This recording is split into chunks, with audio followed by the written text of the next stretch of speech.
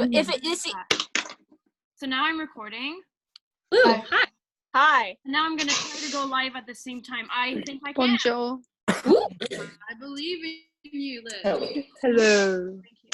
God, Your Sounds like wagon is Snape. on fire. You should have paid attention, Dad. And all that you desire. Used to be Poe, I'm setting your poems on fire. ready. Be you. Yeah. Hey. Yeah, But boom, we're the live. Plutonian shore. Boys. Ready be the queen.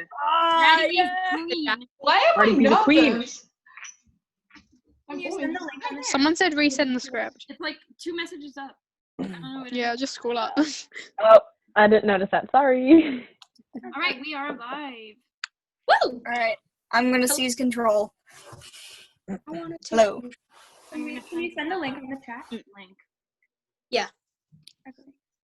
All right, so let's start off by going around and saying our names and our characters. Hi. Okay. I'm just gonna send you guys the link to the. Fair enough. Decide who's gonna be introducing whom. Decide who's gonna be introducing first, not whom.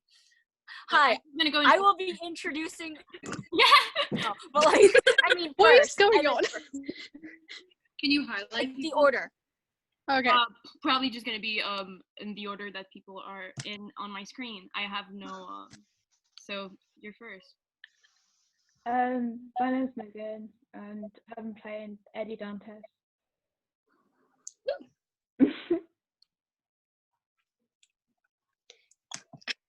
I'm Alex, and I'm narrator, and I host this help.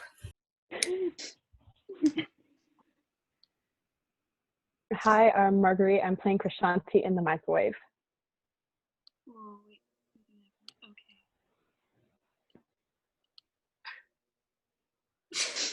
Hi. How you doing? Emily, okay, never mind. All right. Hi, I'm Calcifer, and I'm obviously not playing Ernest.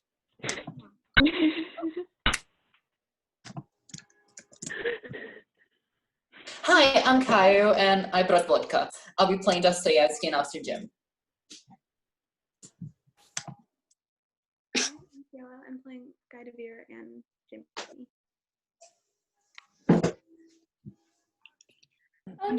Hi, I'm Eliza, and I'm playing Charlotte Bronte. I cannot see the order this. Hi, my name is Jordan, and I'm playing the fabulous and flamboyant Oscar Wilde. The stream went down. The stream went down. That I'm not surprised. Oh, we got already quick. Hi, I'm Millie. I'm playing the Queen of Sarcasm, Lenore. Hello, I'm Ian, and I am going to be playing Edgar Allan Poe. Hi, I'm Liz. I'm playing Ichi.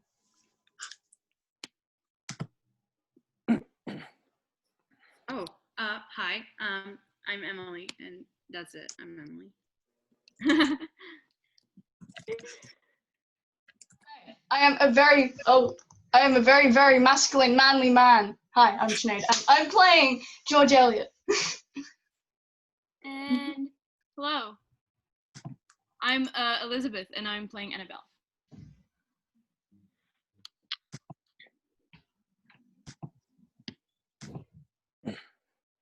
Right.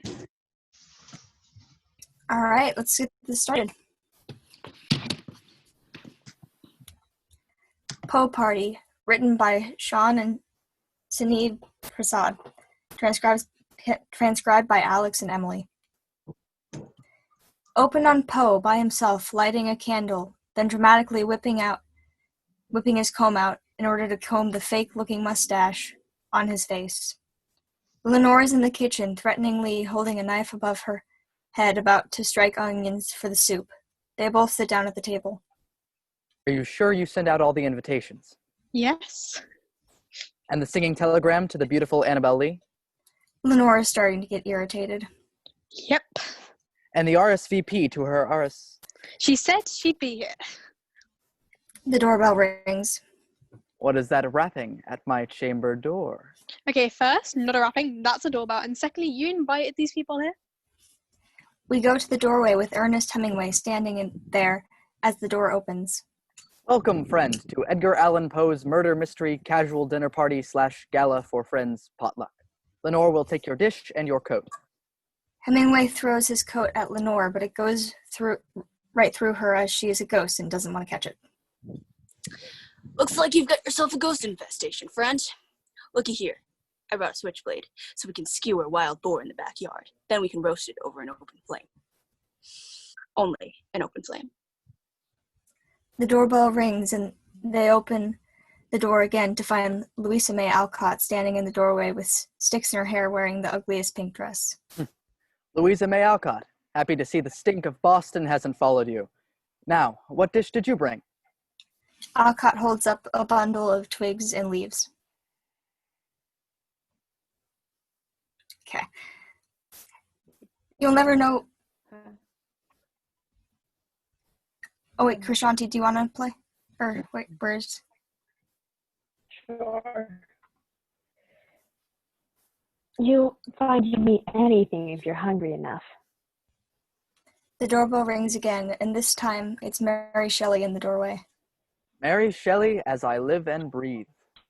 Because... Annoyed and probably gets this joke too often. Yes, I get it. I brought this loaf of bread. I forgot the yeast, so it hasn't risen. Because of my... Oh, yes. Yes, of course. I get it. I got it the first time. The doorbell once again rings, and they open to find Charlotte Bronte in the doorway. Ah, Charlotte Bronte. Here is your character card for the evening. Oh, she sounds poor. Did you write this? Is this going to take very long? This time, there is actually rapping at the door. They open it to find Oscar Wilde posing dramatically away from them with a cane slung over his shoulder. Oscar, so glad you could come. You're looking very smart. You can never be overdressed or over-educated. Oh.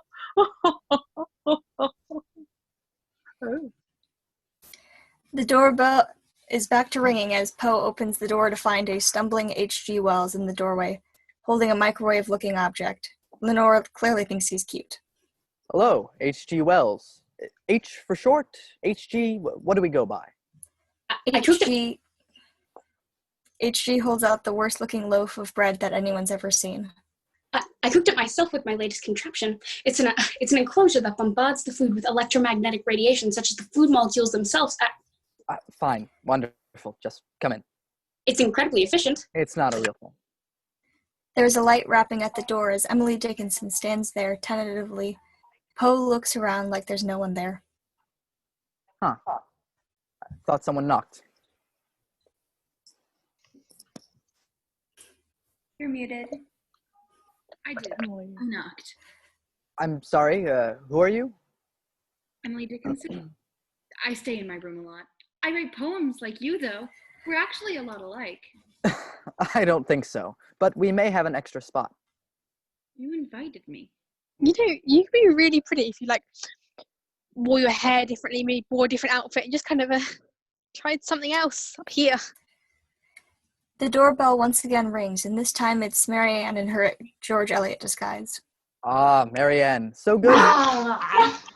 The name's Eliot. George Eliot. Likes beer, sporting, talking about sporting. Dislikes sitting down, tending to the home, and not talking about sporting. Marianne, I'm not sure I understand. It seems like you have me confused with some sort of damsel. I understand I have very soft skin. The name's George Eliot. It's two male names, so easy to remember.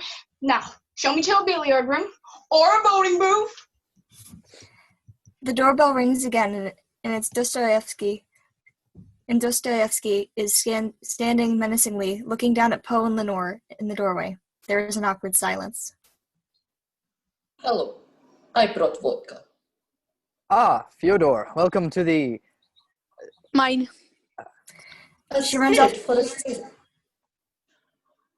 That's wonderful. Almost everyone is finally here. They are all sitting down at the dinner table. Everyone, thank you for being here. We are all still waiting on a few guests who are definitely my friends. Agatha Christie said she'd be running late. Also, my dear, dear friend Annabelle Lee, and her +1. Also, Emily Dickinson. Now, tonight will be quite exciting. You are all given a character card with a name and a brief biography. Please study it, for it is to be your identity for the duration of the evening. Mine's blank. Ah, yes. Poe looks over to Lenore, who is drinking wine in confusion. You have picked the rare blank character card. Good on you. My card says I'm a duchess. Seeing as I have absolutely no insight in the mind of a woman, I was wondering if anybody would be willing to trade cards for a male character. Already regretting where this night is going. Please, no trading. Now, Lenore will bring out the soup. Lenore! Lenore snaps her fingers, and suddenly there are bowls of red soup sitting in front of everyone. Next, we will figure out who goes first. Edgar, I love my character, but I did make a few tweaks. Can I open these by you tomorrow? No, you... Yes, sure. Now, to figure out who goes first, based on whose birthday is most recent. Oh, mine's in 3 weeks. The party is tree-themed, so everyone come dressed as your favorite tree. Mine's the Tila Americana. Let's go shot for a shot to see who goes first. Who here is Detective Ignatius Crumblefeather? He needs to be sitting north. Facing north or sitting north? Oh, that is me. I spent time in jail with the very kind Ignatius once. We still write letters back and forth. To Ignatius. When will someone be murdered? I know who did it. Does anyone want to trade? Yeah, who you got? Greek diplomat Winifred Pausopoulos says I only speak Greek. I don't speak Greek. Well, I speak 3 kinds of Greek. Now you're a prominent abolitionist, Flanders Winterbottom. Cheers. Hemingway flings his card across the table to Alcott. Poe is officially done with everything going on. Please, no trading. They are all very good cards. Sorry we're late. Annabelle Lee appears near the head of the table with a guest no one recognizes, Eddie Dante, her +1. Hi everyone, I'm Annabelle. This is Eddie. He's a banker. Everyone recoils a little bit. They all seem to know this supposed mystery man. Hi everyone. Sorry we did late.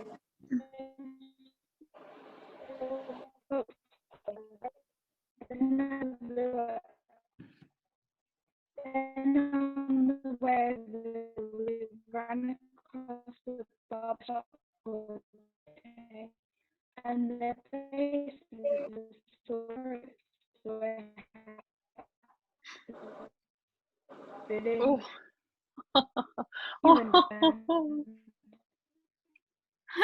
He has perfect pitch. And yet it's imperfection that makes people truly interesting. Please, come this way. Poe sits Annabelle down before herding Eddie to a seat as far away from Annabelle as possible. What is everyone's deal? I thought I was the dead one here. Parties aren't the place for jokes, Lenore. Now, time for everyone's favorite part, the rules. Once everyone is done with their soup, the lights will go out and someone will die. Our first victim is Belladonna Billingsworth, daughter of railroad magnate Barnabas Billingsworth. Finally looking excited about the evening. That's me. She died on the very same railroad named after her by her father, the victim of a terrible... Mary Shelley stands up from her chair, clearly with something very urgent to say. Look here, before the night goes on, I have something to say. The lights are turned out and the candles blown out as the room and its contents are left in complete darkness. Who touched my leg? Oh, that was your leg. Oh. The lights slowly come back up as we see Eddie with his face in the soup and no intention of getting out of it. Oh, right in the soup. Hey. Annabelle runs over to where Eddie is lying, while the others just look on with concern. Can someone get his face out of my soup? I worked really hard on it. This is fun. No, this isn't. Oh, we were supposed to do that as well? HG sticks his head into the bowl of soup. H, for God's sakes, have some dignity. No, sweetie, I think we're supposed to wait our turns to put our faces in the soup. No, the soup is just for eating. Soup is not for eating. Soup is for drinking and throwing on the ground as you demand real food. Have you ever heard of the okroshka? It is called soup. Called soup. Who ever wants such a thing? Oh, I get it. So we gotta figure out what kind of soup it is. Oh. This wouldn't be the first murder we solved. As prominent abolitionist Flanders Winterbottom, I declare that we abolish slavery henceforth. How does this work again? It's breathing. What? Really? No, I mean, this isn't part of the game. Game of life and the game of death have one thing in common. You do not care what you want. Beautiful. So did you check the latest sports? Naturally. Say, what sort of skin balm do you use? You have absolutely no shaving bumps. Yeah, thanks. Thank you. George moves away from Hemingway in order to keep her secret. Eddie! Eddie! Oh, she really is committed. Fine then. The murder mystery is underway. The first thing we need to do is determine a motive. Who benefited most from killing Virgil, the foul-smelling orangutan? Oscar laughs. Edgar, really? Come on. Virgil? That's a terrible name. This is an actual murder. No need to sell it any further, friend. We're all playing along now. Firstly, I suspect the soup. How dare you? He did taste it. Oh, how fun! That's a clue. The soup? Now nervous as he had both stuck his face in the soup and eaten it. The soup is a red herring. Oh, you would say that. No, like an actual red herring soup with red pepper garlic sauce. Louisa May Alcott is still coughing. Mary Shelley, getting fed up with hearing it, pours Alcott a glass of water. Here. Please, a grave and sinister act committed here this evening. Yeah, Louisa May's dress. Yes. Lenore and Oscar high-five, and Alcott chokes on her water in surprise. I only intended to have a night of revelry. Aha! It was you. You stood to gain the most money from Virgil's death. This isn't the game. And even if it was, you haven't even heard my character yet. I am Western lawman turned bounty hunter Ezekiel Farmer. I have no monetary stake in the death of an orangutan. Also, he's an orangutan. He has no money. Use your head. I can't feel a pulse. All this talking is balderdash and Huey. Someone or other at school was always falling ill, so I taught myself CPR. Charlotte walks over to where Annabelle is leaning over Eddie. Got top marks, too. Let's see if this old chap has a pulse, shall we? A murder mystery game that turns into a real murder. Edgar, you've outdone yourself. Wait, this wisp of a woman is right. He's not breathing. Oh, no. I don't do well with real death. I swear by the completely natural mustache on my face, this is quite the turn of events. What is this? What have you done, Poe? Edgar? Oh, no. This was supposed to be a good time? A good time! What have you gotten us all into? Nice crying of spilled milk. We have to scour the room and find a clue of who could have murdered Eddie and Emily Dickinson. I'm right here. Just leave my soup out of it. Ho! Look here, you phantasm. You're a prime suspect. You'd have us think you can't hold or touch things like sports coats, and yet you sit here before us glued to that martini glass. Okay, I'm sorry, but I have to concentrate like really hard in order to hold anything. I can't even teleport till I'm like 100 ghost years old. It's like Ghost 101. This sort of thing is all I go corporal for.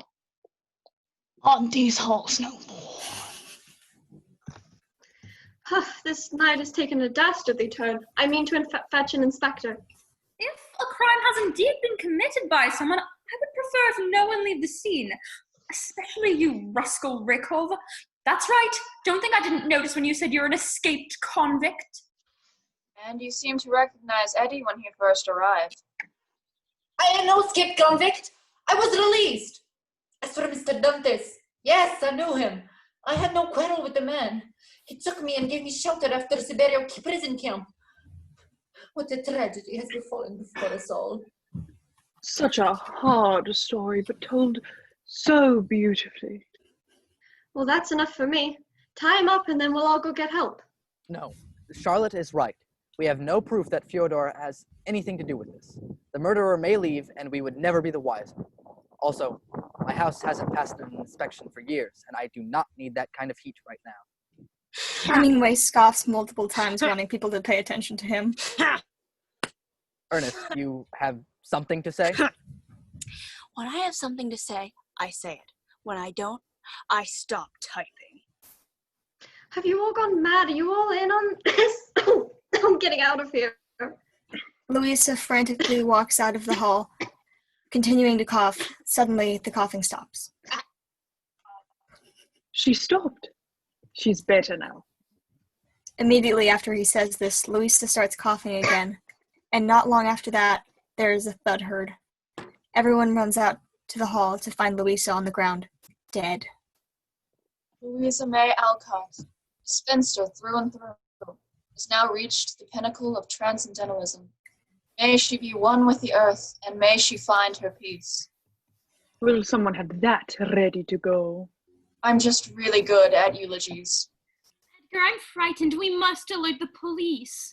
Yes, I agree. Good thing stripes are in, because you are going to jail, son. I'm not going to jail. None of us are going to jail. Okay, one of you is probably going to go to jail. Wait a second. What's that? Hemingway bends over, picking up a red handkerchief with the before-mentioned switchblade. Everyone makes a noise of disgust. Huh. Moist. Well, great. You solved it. Look. Is that a... Bell? Or a bell. Annabelle? Charlotte points her finger at Annabelle, and everyone backs away, except for Poe, who doesn't believe it. What? That's not mine. I'd probably say that if it were mine, too.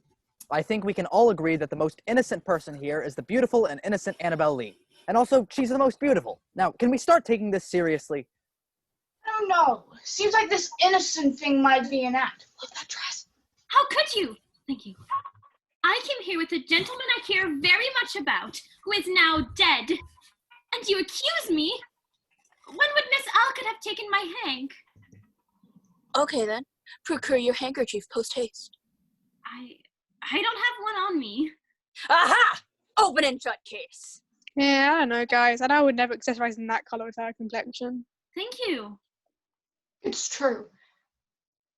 I think. I don't know. Clearly embarrassed, George slowly backs away and goes behind Dostoevsky. Everyone watches her in confusion until she is out of sight. Well, who was feeding her drinks? She was having horrible coughing fits. We celebrate with beverage, but we drink same vodka. Let's get her into the dining room and we'll figure this out. With the soup? Oh, I concur with the ghost. That is super gross. We'll have to find some other place to move the body. I may be going out on a limb here, but perhaps you have a cellar that would be amenable for storing dead bodies in? Naturally. Aha! Oh, come on. Everybody does. Mine's in my attic. We can keep Miss Alcott and Mr. Dantes down there until help arrives. Great. Let's fetch him. Everyone goes back to the dining room where everything is the same, except there is now a note stabbed through it in the bowl of fruit. That wasn't there before, right? There's a note. What does it say? Hemingway grabs the knife, holding the note in place, bringing it and the apple along with it. He takes the apple off, offering it to Annabelle before eating it himself, while Poe takes the note off and starts reading. Good evening, authors. What a lovely party this has been. I hope you left room for the next course, when you all get your just desserts. All the authors scoff at the stupid word that is just desserts. Tell no one, and do not under any circumstances leave this abode, or the only thing you will be authoring henceforth is your own death. Well, we know who did it. H.G. Wells, you stand accused. This notice of intent is as hacky as anything you've ever spewed forth. Hemingway throws the apple he had been eating at H.G., who noticeably stumbles in surprise at both the apple and the accusation.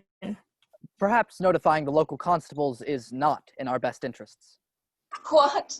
You actually believe that? If we left right now, you think that we would all be struck down dead?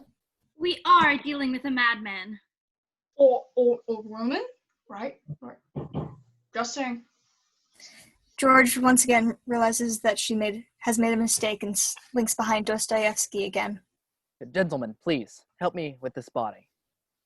The party walks down to a dark and damp cellar which is perfect for storing bodies. Oh dear. He is clearly nervous and regretting offering the idea. I was half expecting to find some dead bodies down here already. That's absurd. At this temperature? They all reconvene in the dining room. I agree with Miss Shelley. I think this is preposterous, and it's a very good death to be held here with you all 1 moment longer. Miss Shelley, right before the lights went out, you rose to say something quite urgent. Fine.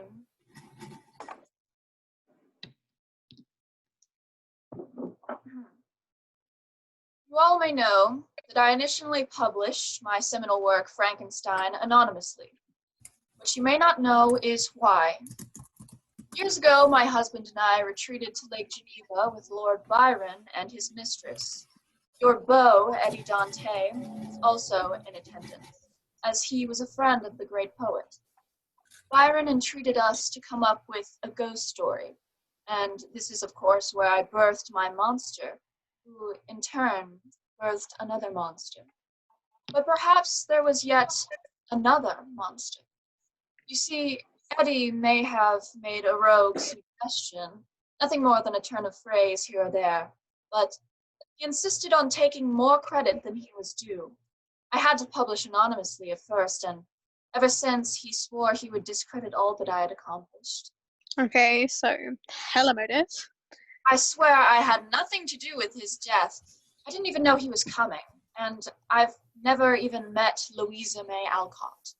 You understand that this is quite suspicious. Or it's pure coincidence.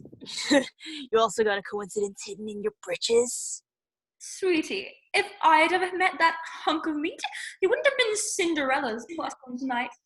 It would have been the ravishing Charlotte Bronte and her handsome lover, Eduardo Dantes. We would be the talk of the town. I'm sorry, what did you say? Hmm? You said Eduardo. Well, yes, that was his name, wasn't it? I don't believe we ever said his full name. Okay, so? Well, if I ever heard the name Eddie, I wouldn't assume his full name was Eduardo. That's quite unique. I would assume it was Edgar. No, you would assume it was Edward. Edward is most common long name for Eddie. No, there are many common long names for Eddie. Edwin, Edburn, Edgemuir, Edberv, Edgroom, that's French. Edel. Point is, you are familiar with the deceased guest. Oh, okay, fine. I find this coincidence strange and confusing, possibly incriminating, which is the only reason I resisted initially, but I have nothing to hide. Eddie was a banker who was foreclosing on our family home. Okay, hold up. We are officially entering mystery mode and Agatha Christie is still late. Gotta take notes. Who here is the best writer? Everyone except for Annabelle raises their hand while Lenore looks around in exasperation. Okay, you, goggles. Lenore throws the pad and pencil at HG, who fails to catch it, running into the chair in a failed attempt. Everyone else looks disappointed as HG removes himself in order to take notes. So, did he foreclose? That was never going to happen. My siblings and I are so very talented. We would have surely come up with the money to make amends and put an end to this nonsense. Who do you think we are? The Austins?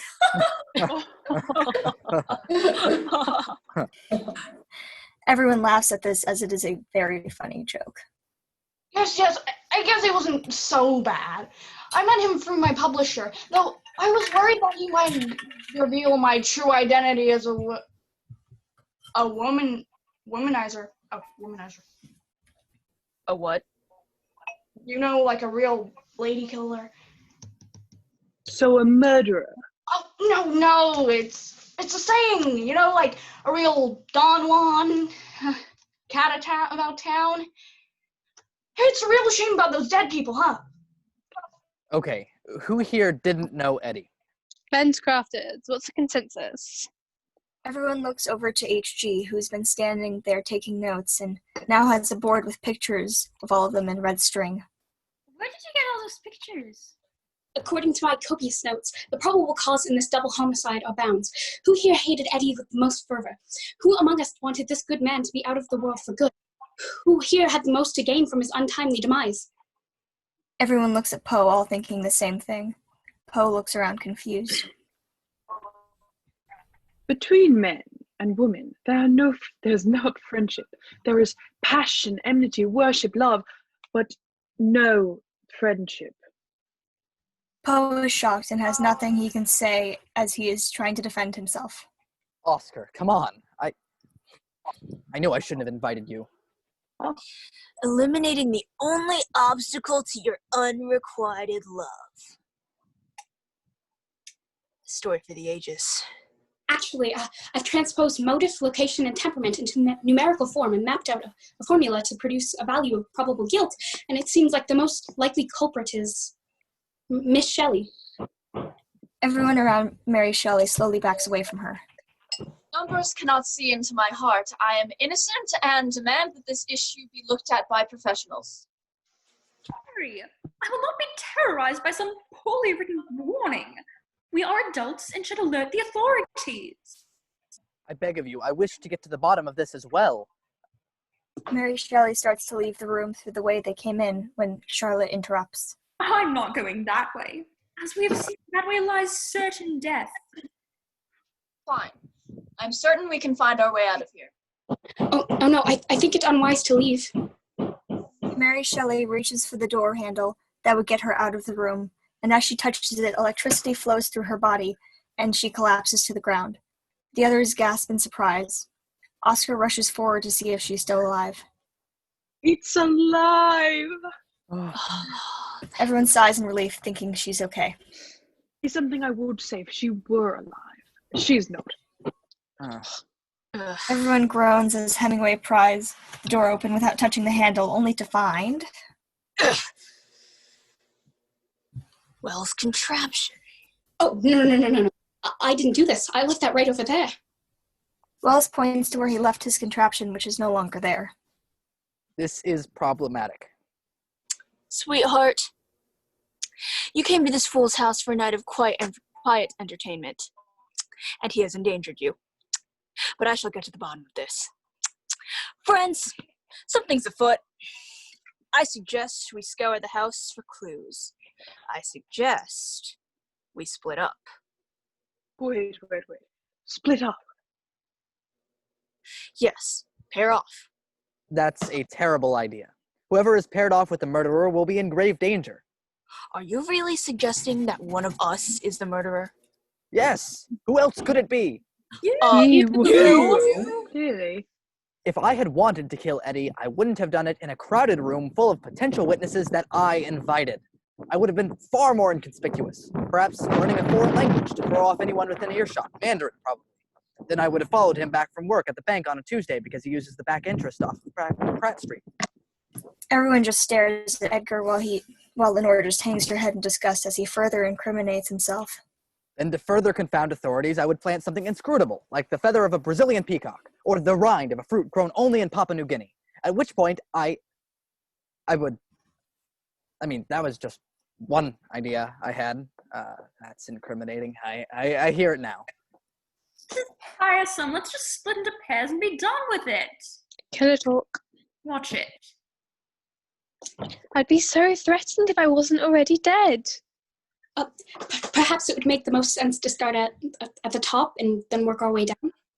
I could take you to the attic. It's my jam. Well, I'm not walking around this place with someone who will murder me. Mr. Elliot? Yes, do not be afraid. I have Bob the Duke of Coventry and Humphrey Cobwater for your protection. Yes, that's what I meant. I just don't see why we can't hold tight until Miss Christie arrives. Sweetie, I'm not waiting around for Agatha while the rest of us keep dying off. It's just like that time last year at our summer estate when everyone thought my sister Emily had been maliciously poisoned, but it turned out she had just caught the influenza, which killed her. Edgar, what can I do to help? Annabelle and I will explore upstairs. Perhaps the murderer left hair. Or perhaps he lives here. She's not going alone, Poe. I'm coming along. Besides, there's an odd number of us, so there has to be at least one group of 3. Actually, there's an even number. I suppose that leaves me with the most murdery-looking person here. A toast to ending this horrible night. Certainly the worst of any of our lives. Toast for Donna. Dostoevsky and Hemingway both take a drink as they are the only 2 alcoholics left. Bottoms up, right? You have got to be kidding me. Everyone splits up to different parts of the house. H.G. and Lenore go up to the attic. Edgar, Annabelle, and Ernest go upstairs. Shaw and Dostoevsky search the first floor, and Oscar and George search the basement and the cellar, while Emily wanders around being forever forgotten. Ernest turns a light on in an empty room as the 3 of them enter. Miss Lee, have you ever enjoyed the final drops of a robust brouhaha while taking in a golden Spanish sunset? If we ever get out of here alive... Oh, put a sock in it, you drunk. We're supposed to be looking for clues. And I found one. The only clue I need to the mystery of who I'm going to Spain with after this night is over. Huh? Thank you, Ernest, but I actually have taken in a golden Spanish sunset quite recently. I found the whole experience rather overrated. You did? You went to Spain? With Eddie? Yes, overrated, exactly. Finally, someone who agrees with me. Can't stand the place. Sunsets, might as well watch the paint dry. France, however. I like Spain. I'll go to Spain. Poe, I don't think your complexion in that climate... You know, you'd think I'd burn, but... Excuse me. 3 people have died tonight, one of whom was very dear to me. Very dear to me. And I will not have you bickering about vacation spots. I will scour this upstairs by myself if I must.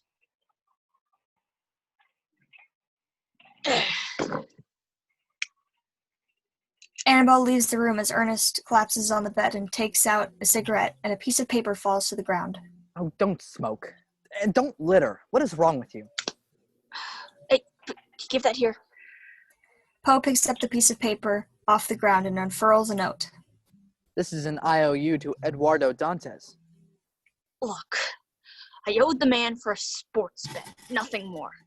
He gave me extra time to pay up, and I was close to extinguishing my debt. I'm a man of my word. Oh, I believe that. Please, don't tell the others. That you're a liar, a drunk, and a deadbeat? Annabelle was right. Oh, for crying out loud. I'm going to explore the other bedrooms.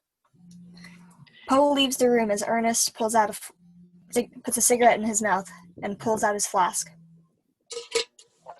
You'll never leave me. He takes a large swig of the alcohol, and we go up to the attic with H.G. and Lenore.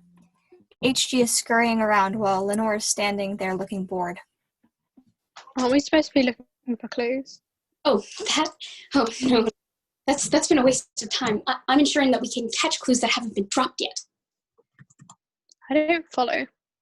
I'm creating a rudimentary image capture device. I shall call it a chimera. With a lens and some simple chemical processing, I'll build these cameras, and I'll put together a sort of motion sensor device. That way, when someone moves past the chimera, it shall activate, revealing the killer. I mean this in the nicest way, but that is the dumbest thing I've ever heard of. Well, that's not the first time I've heard that. In fact, that Eddie bloke laughed at my invention, and now time machines are the talk of the science fiction town. Whoa, you knew Dead Eddie too? HG looks around uncomfortably, and we go to the study where Dostoevsky and Charlotte are looking for clues in the books. See nicer studies in. Oh, never mind. Not wasting a good study insult on someone who barely speaks English. Hey, Beard! Do you think you're going to find the murderer in there? No, merely inspiration. Okay, well, stay here and be ominous, but if I hear you coming near me... I am not the murderer! Well, I'm not the murderer either. I've got my eyes on you. Charlotte and Dostoevsky stare each other down. We go back to the attic where Lenore continues to interrogate HG about his relationship with Eddie. Well, I guess there's no point in denying it. You see, I went to him for a loan, for supplies to build my model time machine. It would be used for marketing my books, and maybe one day even. I don't actually believe in time travel or anything like that. I do believe in him, but I didn't think mentioning my connection to Eddie would matter. I mean, after all, I didn't kill him.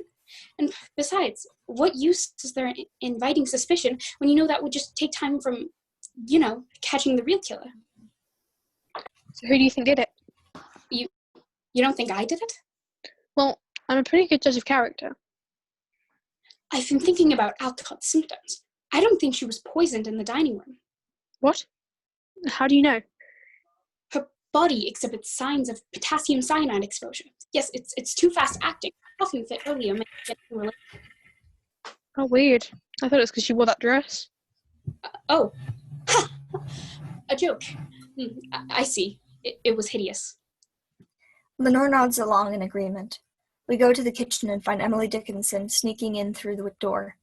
She looks around and tastes the soup on the counter. Soup is pretty good. She looks around again and puts the cover back on the pot of soup. We go back to the attic with Lenore and HG. So what does HG stand for? Oh, I couldn't possibly tell you. It's terribly embarrassing. Is that why you got into inventing things? Because you're experienced being embarrassed? When I was young, I was in an accident, broke my leg, spent weeks recovering in bed, and all I could do was read. So I decided I shall write. Writing is a form of inventing, So I decided, why not invent as well? How did you get into fashion? My mother told me when I came out of the womb crying and I wouldn't stop until someone wrapped me in organza swaddle, so... Long time then. I'm not old though, I literally just died not that long ago. How did you move on to the other side, if you don't mind me asking? Well, it was my wedding day. I was getting married to the love of my life, Guy De Beer, that week. The love of my life that week. Flashback to Guy and Lenore on their wedding day. Lenore is getting ready.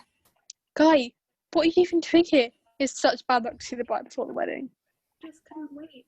Lenore, you're burning up. I must fetch you a physician. I think I ate a bad batch of ribs at the bachelorette party.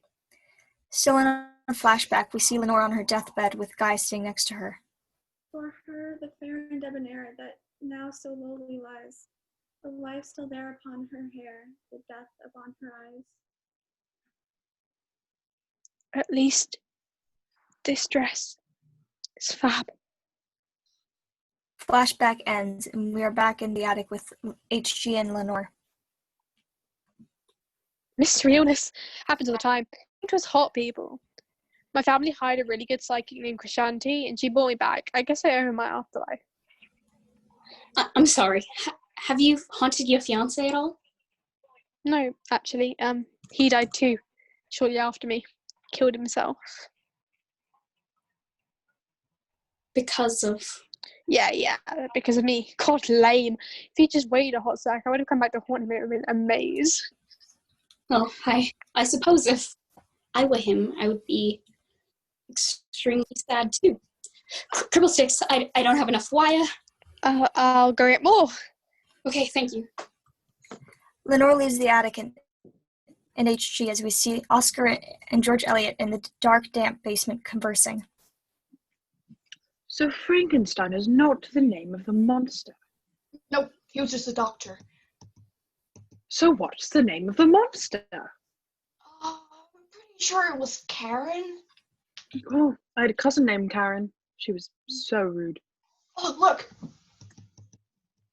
Oh, it's an elevator. Oh, the kitchen.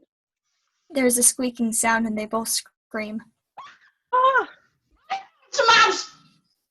This is by far the worst thing that has happened tonight. They get back on the elevator and hear ravens cawing. Wait, Oscar, did you hear that? Oh, isn't this a portending portal? Should we look around in here? There is more cawing and the door locks behind George, trapping him in a closet. Well, that is not great. Marianne, are you okay? Wait, Marianne? I'm not familiar with that name. Oh, stop it. What's in there? I think it's, ravens. Hold on, I'm going to get my crowbar. Or raven bar. They laugh at this clever pun. Oscar, stop it. Oh, what about a cockatiel bar? No. Oh, I got one. A blue-footed booby bar. Stop it. Oh, this is wonderful. I am loving this gaiety, but there is an excrement all over me. Please. All right. I'll be right back. Hold on. Oscar leaves the basement and George, and we go to Annabelle Lee, who has found a vial of poison in the hallway. Ernest! Annabelle, I came as soon as I heard. We both did. What? Look what I found. What gives, Poe? Very mysterious having vials of poison lying around. Who would just leave an incriminating piece of evidence out in the open? Look closely. What is that? Sorry, Liz. There's a piercing scream from Charlotte downstairs. Poe, Annabelle, and Hemingway rushed to the study to find Charlotte standing alone, covering her mouth. Charlotte, what is it? She silently points to Dostoevsky's dead body on the ground, his head bashed in with an axe. Oh, guys, we really need to get a handle on this situation. Edgar, now you hire a cleaning lady? This blood is never going to come out the carpet. In case anyone cares to remember, I was against splitting up, unlike some people. I came as soon as I heard. We all did. All did. What is that? Oh, I believe I discovered a ravenry, found my way out through a vent. This is a very terrible night. According to the evidence at hand, and based on the hypothesis that no one else is in this house other than the guests invited to Edgar's dinner party, you, Charlotte, are the primary suspect in this particular murder. What? Culpability is evidenced by your sole witnessing of the crime and your geographic location in relation to the crime scene. Oh, Charlotte, no one is accusing you. No, I am. I definitely am. But could you please tell us what happened? It was dark, so I walked across the room to turn on a lamp.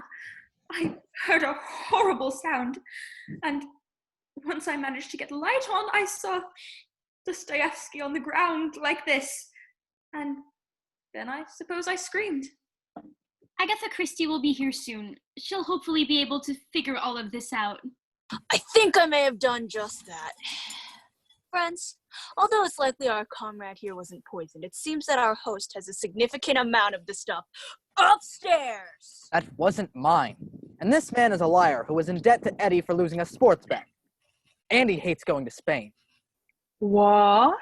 Strong words from a poison baron. Perhaps you have another vault filled with the stuff in addition to that fabulous wine.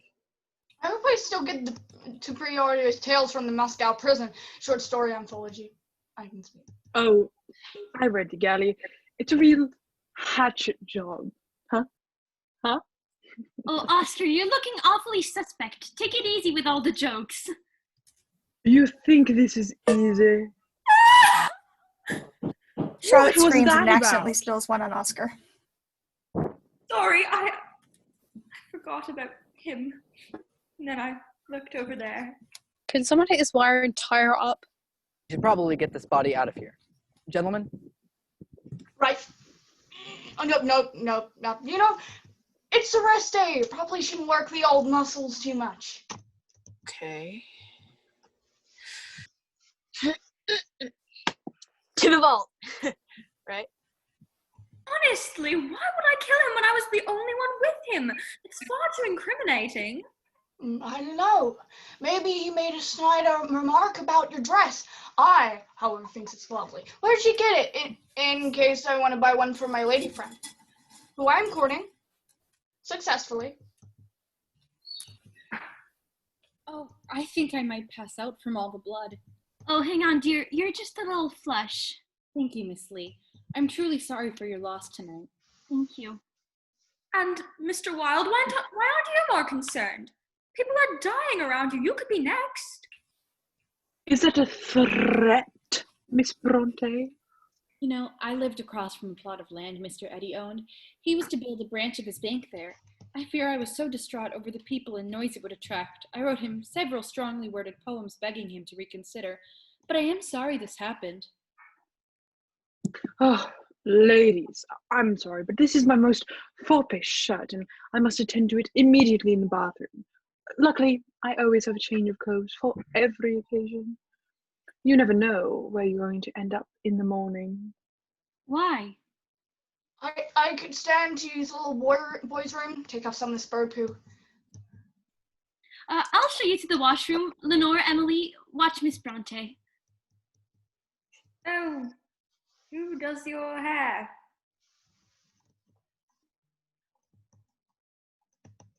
You're on mute.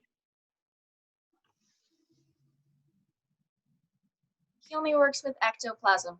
I can't even with you.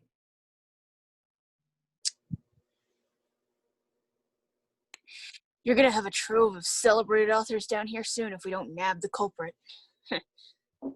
Hemingway takes a swig from the bottle that is in Dostoevsky's pocket and leaves the room. We see Oscar and George being led by Annabelle to the bathroom.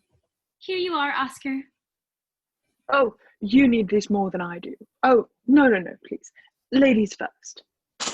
I'm sure I have no idea what you're talking about, but thank you, very kind of you. George goes into the bathroom as the doorbell rings. We see Charlotte sit up in her seat in the study. Oh, that must be the great Miss Agatha Christie. Oh, finally. She remains seated, and we see Poe open the door with H.G. and Lenore and Emily. Miss Agatha Christie, we are indeed. Agatha falls forward, a knife in her back. A scream from George is heard in the distance. We see Oscar knocking on the bathroom door. George! Marianne! What's going on? Where's Annabelle? She went to find you. Poe enters the bathroom to find George with a painting bashed through his head. There you are. What's happening? Oh, no. I have something important to say. Yes, who did this to you? You may not believe it, but I, George Eliot, am a woman. Yes, dear. We knew that already, but who?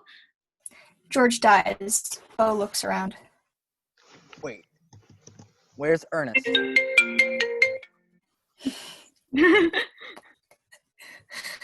They all rush to the study to try and find Ernest. Not here. Yeah, Charlotte can't be the murderer. She was with us the whole time. Thank you. Her only crime was being totally basic. I did it! You did? I brought knives for everyone, for protection.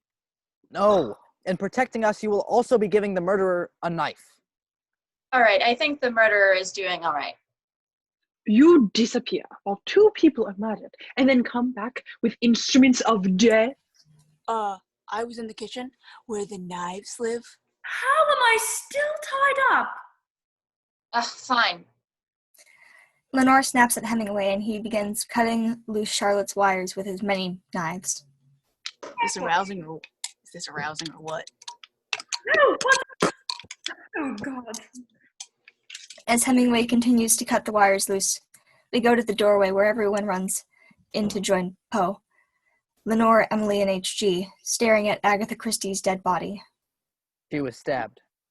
If I may offer a suggestion. Please. Excuse me, pardon me, sorry, but this is very unlike me, but you were saying something about your family hiring a sidekick to conjure the ghosts of the dead? Krishanti. Well, we have a lot of dead people in this house, and I'm sure one of them saw whomever killed them. Is the good professor suggesting we have a seance? Lenore grins as we go back to the study. Everyone is sitting in a circle waiting for Krishanti to arrive. She should be here soon, guys. How do you know this, conjurer? She's the one who summoned me. So good with dead people. Again, do not tell her about the murders. She must know nothing. Don't tell the psychic ghost summoner about all the dead people. Got it. The doorbell rings with Krishanti on the other side. She's here. Calm down, Edgar. This will all be sorted out soon. I just wanted to have a nice dinner. Gathering all the brilliant minds in literature. Something was bound to happen. Thank you, Oscar, for the implication that I'm a brilliant literary mind. Oh, hello, Oscar Wilde. And you are? I'm Emily. I've been here all night. How charming. Truly gorgeous. Lenore re-enters the room with another woman who throws glitter in the air and starts going around and touching people on the head. Guys, this is Krishanti. She's very hands-on. Just getting a sense of everyone's aura. Be careful. I get very cranky when people's hands touch my face. I want to thank you for your invitation into this sacred space. While I feel several spirits in the air this eve, I'm anxious to hear what they have to say. Thank you. Form a circle, everyone. I need a candle, unused, white, to clean the room. Yes. Poe opens his suit jacket to see rows and rows of candles and matches. Good God, man, are you opening up a chandlery? It's a medieval term for a wax and candle shop.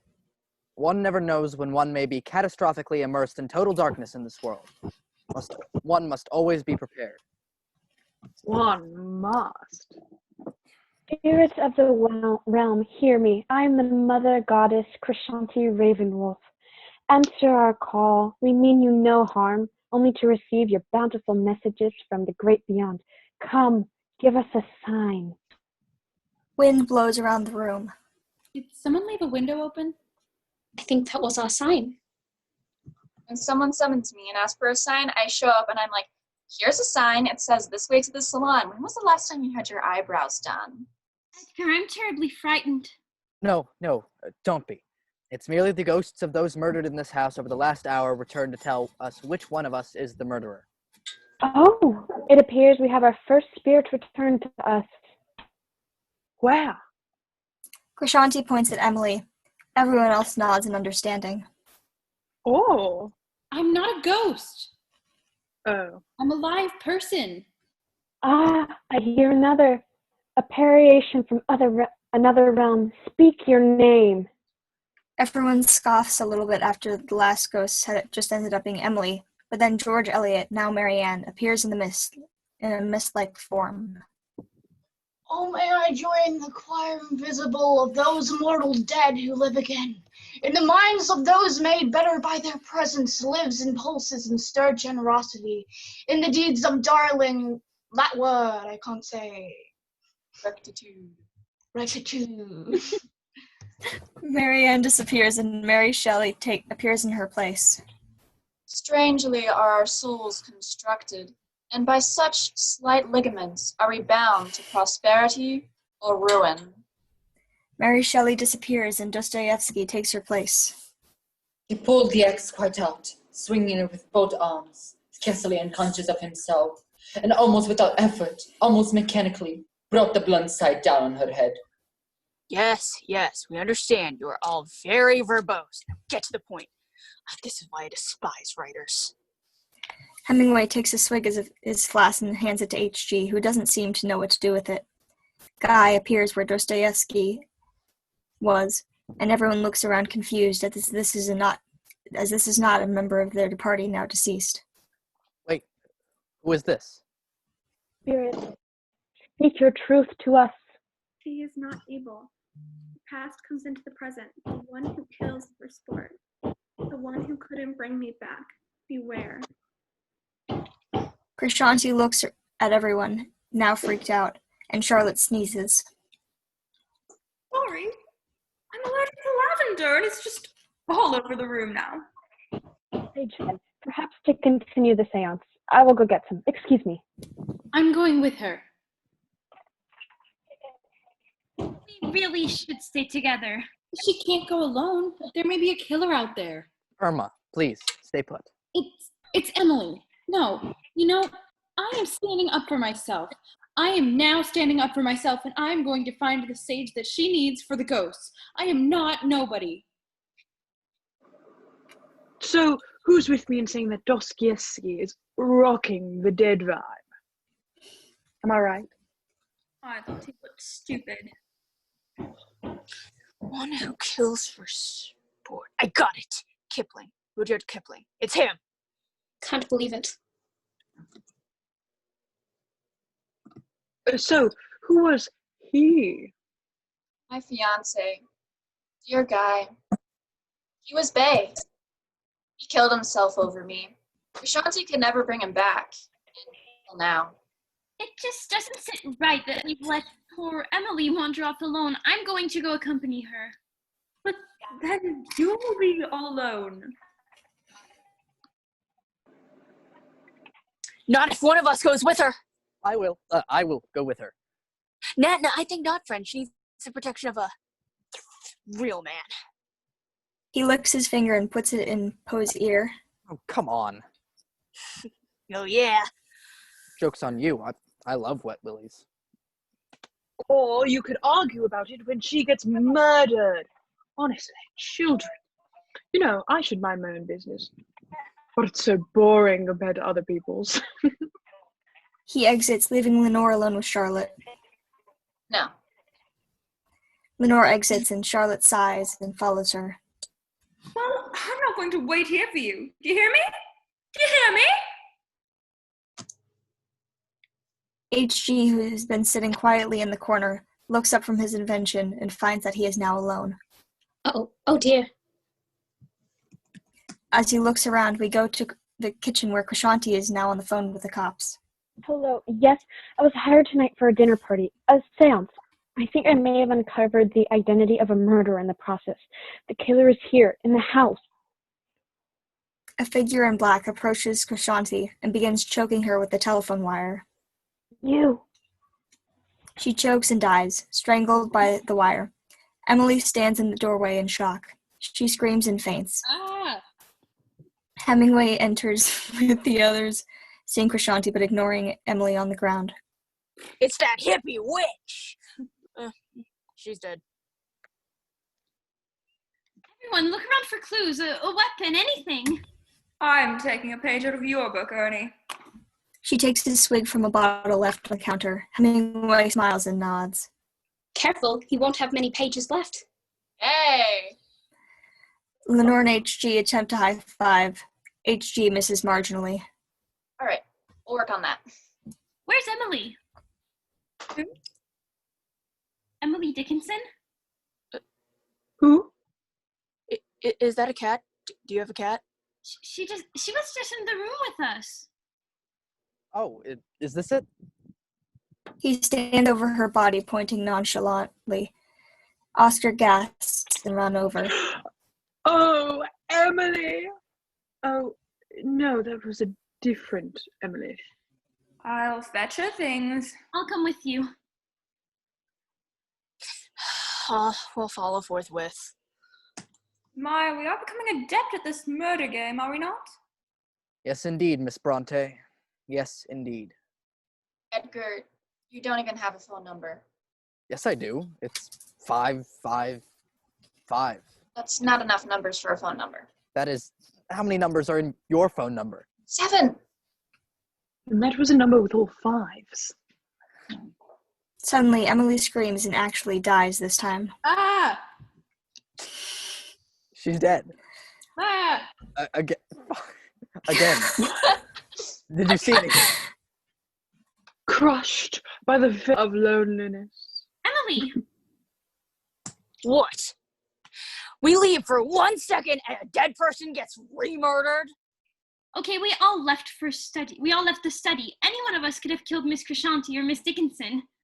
If I had to guess, Emily witnessed Crescenty's murder when she came to accompany her. Yeah, but who here had the motive to kill the Jingle Jangle Witch? Lenore, you have weird ghost powers, and she could never bring back your boyfriend. That's balderdash. I'm the one who suggested seancing.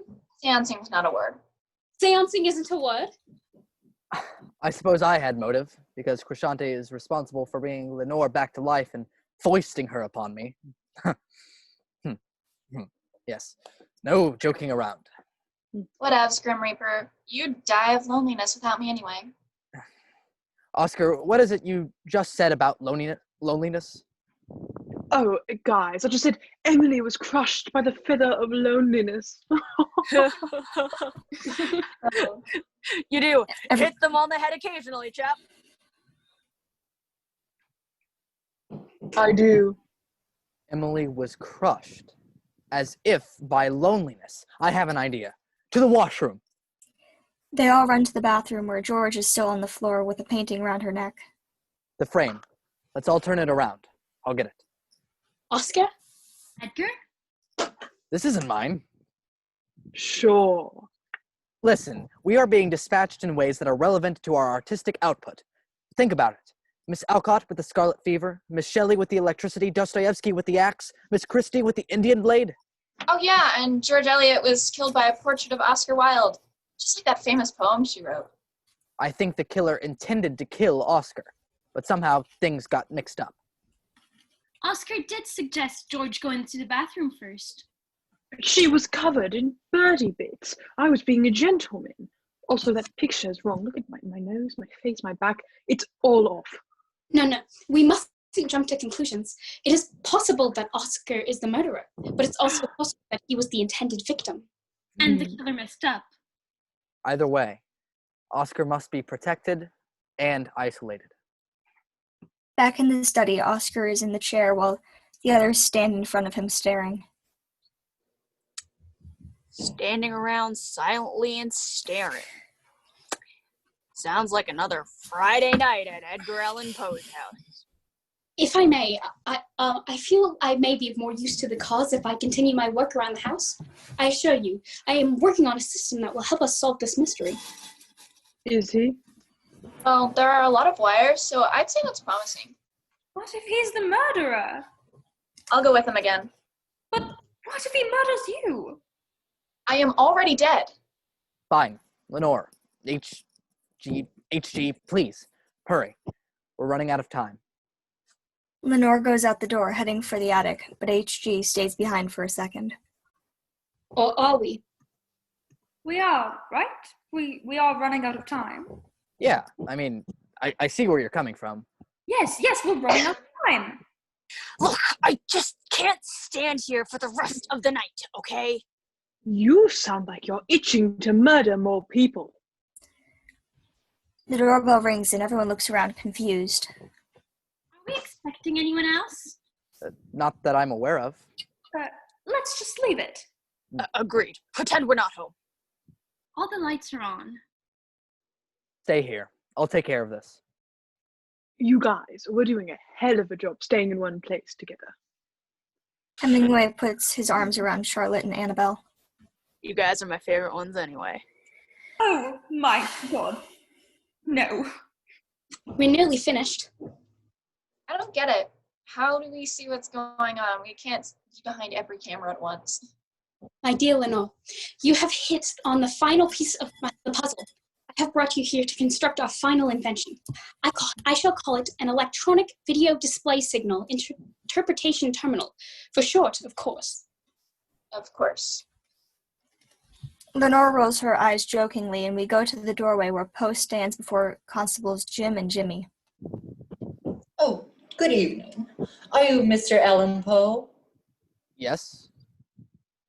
Mr. Allen Poe, I'm Constable Jim with the Baltimore Police Department. This is my partner, Constable Jimmy. Oh, I am Constable Jimmy. Yes, we are investigating the disappearance of murder mystery author Agatha Christie. This is a picture of Agatha Christie. Yes, very good. But you don't have to say the name immediately after I say it. Oh, I'm really sorry, I'm new. No, don't be sorry. No. Miss Christie has been missing for days, but we recently found her car. What's a car? And this was in her passenger seat. He pulls out a small piece of paper with an invitation on it. He reads aloud. Edgar Allan Poe invites you to Edgar Allan Poe's murder mystery invite only casual dinner party gala for friends potluck. Is it gala or gala? That's tough. I say gala. There's something about the word gala I find very odd. Sirs, I can inform you, Miss Christie informed me that she would be late this evening and then never showed. Jimmy attempts to write this information down, but is overwhelmed. You have to excuse him. It's his first day. I'm really sorry. No. Don't be sorry. What did we talk about? All right. Mr. Allan Poe. That's actually just Mr. Poe or Ed Poe. Actually, it's Edgar or Edgar Allan Poe. Just call me Mr. Edgar Allan Poe. Okay, Ed. What's going on here tonight? Here? Oh, I'm glad you asked. We are having a writers' conference. It's not a dinner party. Yes. And no. We are having a writers' conference about food metaphors. Sounds like your type of conference. I am nuts about food metaphors. Nuts. You're going to jail for enjoying a good food metaphor. Guilty, put on the cuffs. Life in prison, no parole, like a bread roll. Very fun. Poe stands in the door awkwardly and looks around. We go to the study where Charlotte, Hemingway, Annabelle, and Oscar are all looking worried and annoyed. Well, this is great. Poe is probably dead now, too. Don't say such a thing. Miss Lee, tonight is a test. The world breaks everyone, and afterwards, some are stronger in the broken parts. Yes, life is hard. Thank you, would have never known. At least I can confront it like a man. Oh, by punctuating every statement you make with a swig of alcohol? I don't hide behind witticisms and bonbonnets. I tell it like it is. Where are you getting these drinks? I know how to box! He stands up, ready to fight anyone who comes his way. Oh, here we go with this. Yes, I'm sure your boxing matches are short as your stories. Hemingway lunges for Oscar, trapping him in a chokehold. We go back to the doorway where Poe stands facing Jim and Jimmy. Well, I do wish you the gravest of luck on your search for Miss Christie. Do be safe out there. Actually, Mr. Poe, I don't think we will be doing our diligence if we don't speak with the members of the Writers' Club. Yes. Well, unfortunately, they are... May we speak with them for a moment? Please. Please, follow me. He leads them down the hallway to the study where Charlotte and Annabelle are attempting to pull Hemingway off of Oscar, whom he's choking. Poe clears his throat to get their attention. They quickly pull away from each other. Aha! We often find when we are struggling with writer's block that we are struggling with each other. Oh, we are so sorry to interrupt. Yes, it looks like a very intense exercise. I just want to say, you're all doing a great job. Good work on yourselves. And that's important. Yes, please. These are Officers Jim and Jimmy from the local police. They are investigating the disappearance of an Agatha Christie. And I informed them that we certainly have no knowledge of her whereabouts because we are merely a group of writers having a writers' conference about food metaphors. I've seen you somewhere before. Probably. I'm very famous. And sir, can you tell me where you were last Thursday? I was hosting friends aboard my skiff off the coast of Cuba. We drank rum, smoked cigars. I wrestled one of them. That sounds like a ton of fun. It wasn't. Life is suffering. Oh, none of you have seen Agatha Christie. It seems she was invited to this writers' conference. We've been in here all night. Just us in this room. Well, that checks out.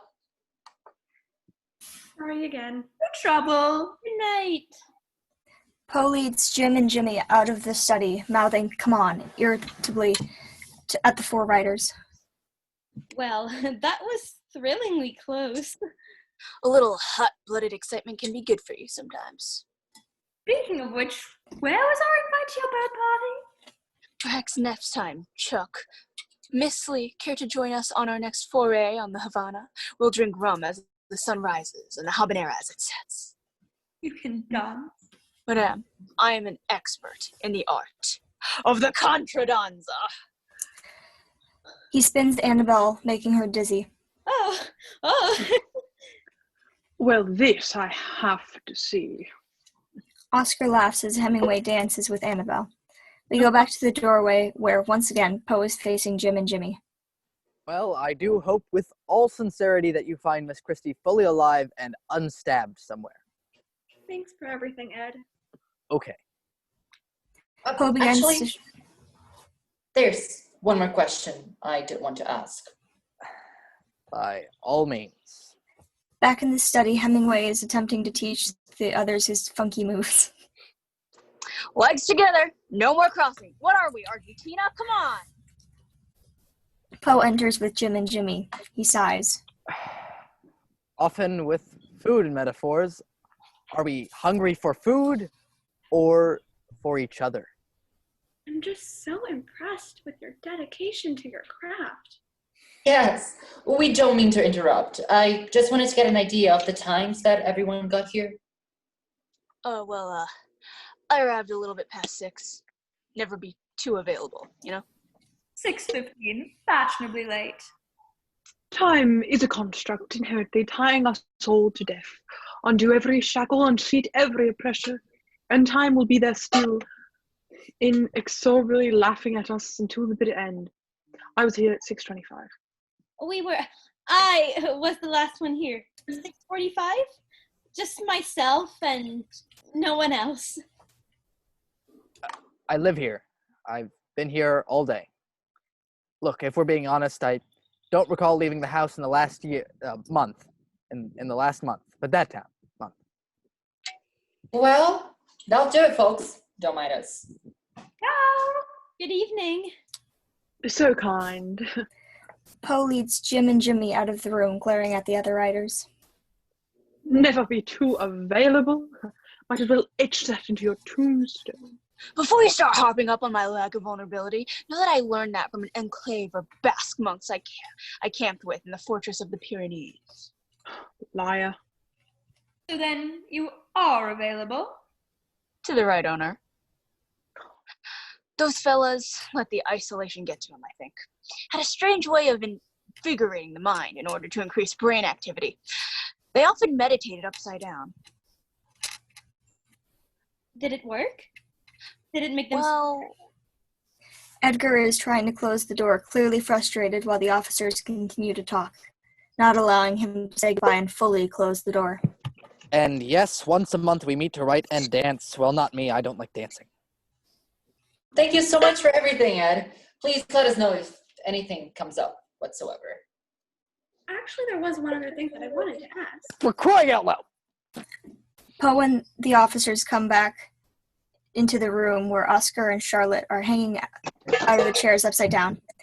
Ernest is doing a headstand and Annabelle is sitting in the middle of the little half circle that they have created. They are all chanting in a different language. Poe looks at them and then to the police.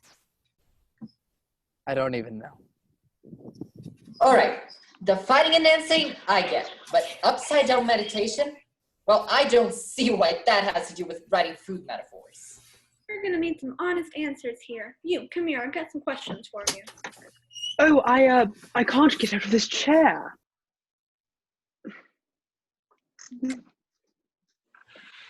Oscar desperately tries to talk to the police, pretends to be he's stuck in his chair. Officer Jimmy looks to Officer Jim for advice, and he whispers in his ear. Officer Jimmy goes over to Oscar and kneels down next to him.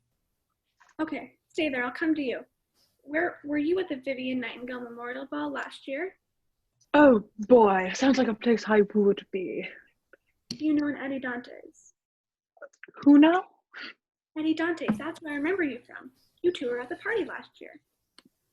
Oh no, I must have been out of the country. Oscar laughs, nervously babbling, trying to confuse Officer Jimmy. You were both very drunk. While everyone had been paying attention to Oscar and Officer Jimmy's exchange, no one had seen Officer Jim walk towards the blood stain in the floor. He takes out his baton and puts it in the blood, then licks it.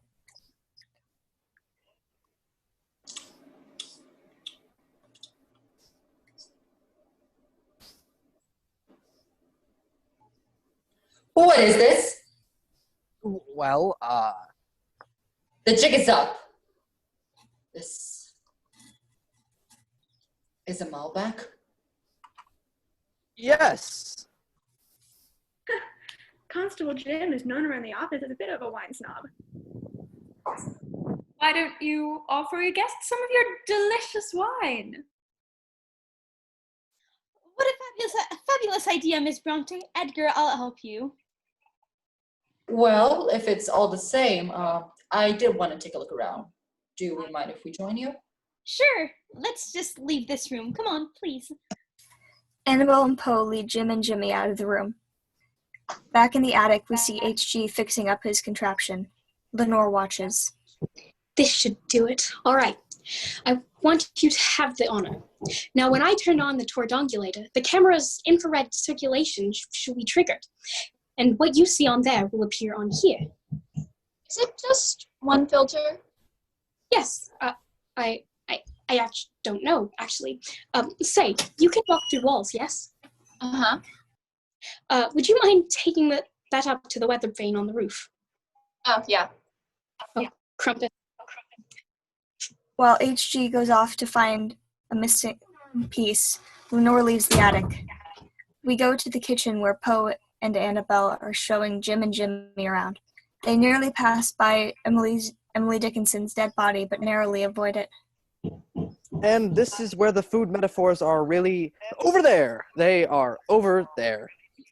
Poe goes to sneakily drag Emily's body to the cellar. Right this way, gentlemen. What are you doing there? I, believe I have a very good full-bodied Malbec in my wine cellar, so I'll go get that. You just stay here, and... Oh, look over here at this wine opener. It's a mustache, because Edgar has a mustache. Very cute.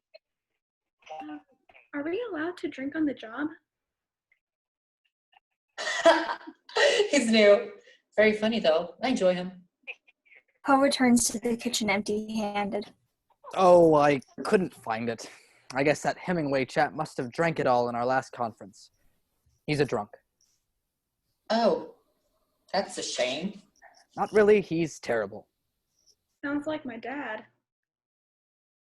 Yeah, he's got a lot going on at home. Poe reaches out to pat Jimmy on the shoulder. No. He can be touched. Back up in the attic, HG is finishing up his invention. One final push should do it. Suddenly, there is a loud hiss, and then the attic starts to fill up with smoke. Lenore, is that you? HG collapses to the ground in a coughing fit as Lenore re-enters the attic. Done and done. Wait. HG. Lenore runs over to where HG is laying, gathering his limp body up in her arms. It's too late. HG. What is it? The smoke. I can't. Lenore desperately tries to keep him awake, asks, But what's your real name? It's Herbert George. HG dies in Lenore's arms as she lets go of his body, now completely limp in her lap. That's a terrible name. We go back to Annabelle and Edgar finishing showing the officers around. We try and get them out, trying to get them out the door again. And there you have it, gentlemen. Our humble abode. Oh, so you toured an item, huh? Oh, yes. Yes, we are. I have no other suitors but Edgar. Annabelle weirdly shoves her hand into Edgar's, who looks equally awkward. Yes, we are quite happy together. That's so weird. I never would have guessed it looking at you. No chemistry at all. Yes, well, it has been lovely. Lenore appears at the top of the stairs, dragging HG's corpse behind her. Help! H.G. Wells is definitely alive. He is here and alive and not dead. It's weird that you would say that. Why would you even bring that up? My manservant, Lenore. Lenore, these are Constables Jim and Jimmy from the local police. They were just about to leave. Never met a ghost before. How do you do? Excuse me, one more thing, Ed. What's with a dead body? That's H.G. Wells, and he certainly is drunk. Look at how Lenore has to carry around his entirely alive body. Oscar, Charlotte, and Hemingway enter from the hallway. Oh, who died this time? I can't do this anymore. Constable, someone is killing us off one by one. We are trapped in this mansion, and they threatened to kill us if we tried to get help. First it was my dear Eduardo Dantes, and then Louisa May Alcott. And Shelley, Dostoevsky, George Eliot, Agatha Christie. The fortune teller, H.G. Wells. And then, Mark Twain. No, sorry. It was, Ralph Waldo Emerson. Ralph Waldo Emerson. Emily Dickinson. Oh, the cat. Oh, the pussycat. All murdered, and one of us is the killer. I have a costume ball to attend next week, and I would prefer not to die tonight. The theme is Under the Sea. Have you ever heard of a more creative idea? Edgar brilliantly realized that the authors are being killed off in a manner which benefits the writing. This is some serious information you've been hiding from us. Yes. Even in case of self-defense, murder is often punishable by death, which is why I always say, get this down. Don't do murder! Fine. Take us all away, officers. I always knew I would spend my final days in a dark cell with naught but the crow of a raven's call. Nevermore. Well, that was too much. But on the contrary, I think we can help. I have been in a situation much like this before. I was returning from my vacation in the south of France. I was returning aboard the maiden voyage of Ship's Constance, a buffet to die for. Oh, yeah. Little napkins, they made into like bird and cute little animals. So jealous. I digress. Now, we find the first mate strung up to the mast one morning, and then, one by one, the crew was disappearing. And that was when I realized we were dealing with a serial killer. And were you able to stop him? No. He killed everybody. But I was able to hide in a crate on the brink of him for a month. Now, my wife was not too pleased with how I smelled when I got off the boat. It wasn't a treat now. The point is, we know what we're doing. Yes. We were equipped with the finest weapons in Baltimore. Yes, we are. Jim takes out his gun to show them and accidentally shoots it at the floor. We hear glass shatter. Oh, well, let's get to work. Thank goodness. So, what's the plan, officers? Well, first things first, we have some drinks to finish. Is that really what you should be doing? Yep, they are doing it anyways.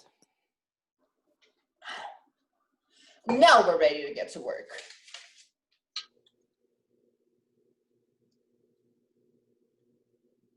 Funnily enough, the first course I took in Constable Academy was what to do in case your dinner party turns into a mass homicide. And the first rule is don't drink anything. Jim and Jimmy look at each other, collapse to the floor with a thud. Well, I'm not going to say I didn't see that one coming. Oh, this is awful, Edgar. Well, we can't leave any more dead bodies around. To the vault, boys! No, excuse me. We are all going to the vault? I'm not staying around here alone with the crying cupcake and Miss Havisham. A clock ticks slowly and progressively gets faster, giving the impression that we were moving into the future. But no. We really got to get that clock fixed. What's all this about Oscar and Eddie at a party? Oh, what? Oh, that was nothing. Oh, I don't remember. The vault! Right, we were going to the vault. No. You remember. You're sharp as a tick. What was it, Oscar? Eddie and I knew each other from a party we met at last year. Huh? That's all. That's definitely not all. Nothing too scandalous, although clearly that depends on your definition of scandalous. Are you saying... Your boy and I were a thing. A fortnight. I don't know. He rebuffed me at the end. I never knew why. Well, he was very European. Hell hath no fury like an Oscar Wilde scorned. Okay, fine. But why would I kill the others? I don't know. But perhaps you had help in the form of Ernest Hemingway. Oh, please! You were in bed with Eduardo in quite a different way. You owed him money for a sports bet gone wrong. I thought you were good at the sports. I am good at the sports. Oh yeah? What's your sports record? My sports record? Undefeated. Never lost a game, a match, not even a staring contest. Ow. That's odd. They've printed the American Boxing League standings and you're listed with one loss. But how can you have an undefeated sports record and a loss? To have my honor called into question by a beautiful lady. I confess that confounded match. I threw the match on Eddie's behalf. A lie on a lie. On another lie. A lie sandwich. Oh, I really have to start using these food metaphors. My pride couldn't take the blow. I refused to give him his dirty money, but I would never kill the guy. Right? You were also unaccounted for during the murders of Agatha Christie and George Eliot. Let me ask you something, Poe. And let me be quite frank. You held this party. You are the reason we're all here, right? Perhaps the answer has been under our noses this whole time. Edgar Allan Poe, writer of gossip prose and cold-blooded killer. It does make sense. Angry that you were never able to get the girl. And then there's the matter of the poison you kept upstairs. Stop! Edgar couldn't do any of this. He's a good man. Besides, I didn't even make the invite list. That was Lenore. I have no real friends. That sad fact is finally coming in handy. You're really putting this on me. You can face the walls. We don't know the extent of your ghost powers. I am not the killer. Like, what would my motive even be? Feeling lonely? Making some new ghost friend? Well, now that you've killed H.G. Wells, you can both haunt this place for all eternity. Awfully coincidental that the smoke in the attic didn't kill you too. That is because I am already dead, and why would I kill the only person here that I could even put up with? Plus, like, a ghost on a murderous rampage? Are you guys listening to yourselves because you sound cray? Oh, sounds like an Edgar Allan Poe story. Perhaps you and the Raven fetishist were in on it together, eh? I don't need to act things out in order to write them. I have what we like to call an imagination. Have you ever heard of that? Oh, no, no, no, no. Please, tell us more about the old man and the boat. Lenore, one most familiar with death, invites us all to our own. It makes perfect sense. Why didn't we see it before? No, it doesn't, because I didn't even make the invite list. Well, who did? Well, actually, it was Annabelle who told me to invite, but Well, yes, because Annabelle is friends with everyone. She is beautiful and kind, with the singing voice of the Malabar whistling thrush. She's a siren, luring us all here to our deaths. I loved you. Yes, you invited us all here. With your handkerchief in Alcott's mouth. You were gone when George and Agatha were murdered. And you somehow pretend you didn't know all this information about your boyfriend. Okay, how dare you? He was not her boyfriend. Annabelle seems to remember something and runs off down the hall, away from the remains of the group.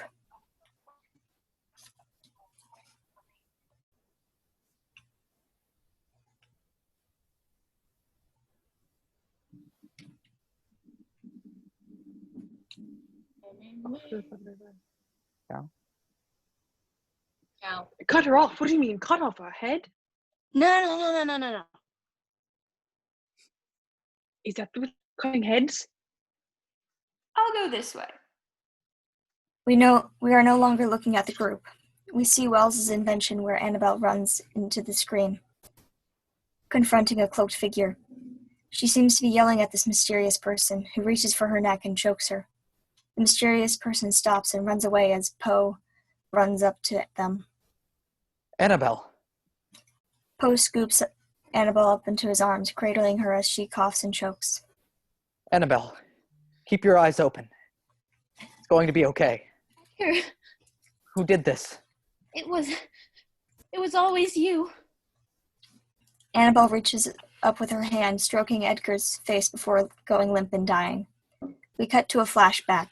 Edgar is outside Annabelle's door, practicing his hello and waiting for her to open it. Annabelle Lee, good day. Happy birthday. I have written you a poem. Let me read it now. Oh, hello, Edgar. Annabelle, yes, hello. Lovely door you have here. Thank you. I have something for you, for today is your birthday. Oh, how sweet of you to remember. By the way, this is Eddie. I was telling you about him, remember? Eddie appears in the doorway behind Annabelle, clearly very possessive. Edgar understands immediately the situation. You said you had something for me? Yes, it's this. Flustered and embarrassed, Poe picks up a rock from outside the house. A pet rock for the beautiful Annabelle Lee. Thank you. Edgar leaves, feeling dejected. Bye! Back in the Poe house, present day, Poe lays Annabelle down on a chair. The rock he gifted her for her birthday falls out of her pocket and hits the ground. There's a scream from Charlotte across the house. We see the kitchen where Poe and Oscar and Lenore run in to find Hemingway with a knife pointed at Charlotte. Look! His knife is all bloody! He just stormed in here all crazed! Muted.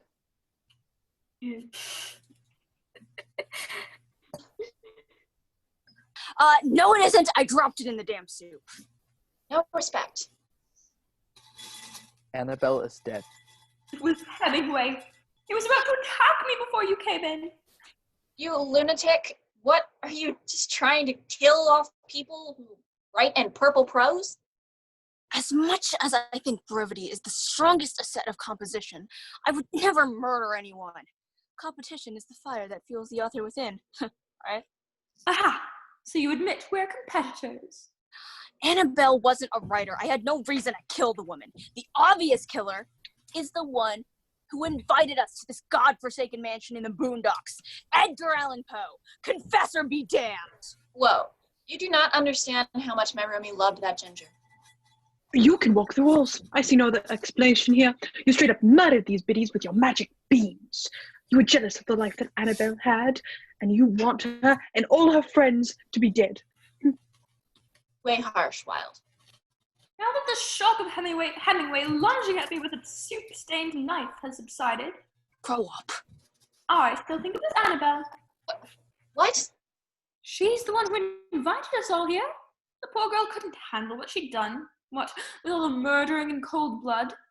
So she killed herself. Maybe you were even in on it, Ernest. What? I doubt that note of a girl could have dropped that portrait on George Eliot. Oh, goodness, that Marianne. I mean, all of us ladies have used a male pen name to get published, but she went over the top. She doesn't have the face for a mustache. Exactly. You used a male pen name? Yes? I'm sorry, are you hard of hearing? I just said that. And your sisters, too. Yes, it's ridiculously hard to get published with names like Charlotte, Emily, and Anne. People think you're all fluff and bunnies. What was your pen name? Currer Bell. Androgynous, no? I quite liked it. I'd certainly allow a Currer Bell to escort me to the Vivian Nightingale Memorial Ball, if you know what I mean. And what were your sisters' pen names? Anne was Acton Bell, and Emily was Alice. I remember she thought it was silly, but I insisted it was terribly professional. It was. Very. Poe pulls out the handkerchief from earlier with a bell on it. Acton Bell. A. Bell. This handkerchief belongs to your family. It's yours. Guy wasn't saying Annabelle wasn't able. He was saying she wasn't a Belle. You crazy, contemptuous cow! You murdered my best friend, my acquaintances. Let's call them acquaintances. What the actual heck is wrong with you? I'm going to the police. Wait. Why? This woman is an admitted murderer. She didn't do it alone. How could she have done all this by herself? That's what I was saying just now, Lenore.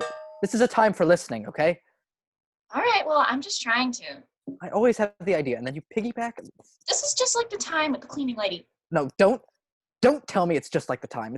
It's just like the time. It's not. Oh, stop your bickering, you two.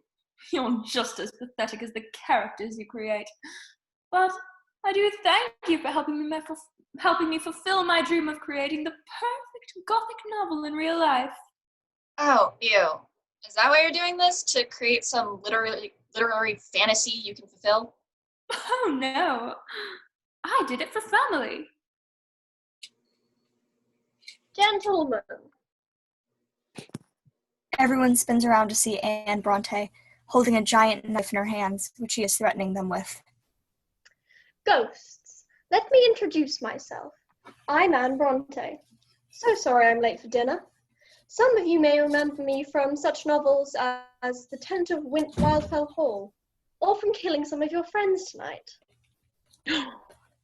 They gasp. Hemingway puts his fists up, ready to fight. Put up your dukes, woman. Charlotte pulls out a gun and aims it at Hemingway.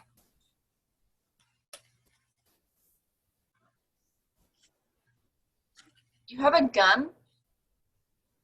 Have you had that the whole time? Of course. Where? It was a present from my lover, Anton Chekhov. What? I've been seeing Anton. Me too, that bastard. This doesn't add up. We were with Charlotte when Miss Elliot was being murdered. Then who murdered Agatha Christie? That happened at the same time. No. It can't be. Suddenly, we see Eddie at the end of the table. He lowers a newspaper to reveal his face.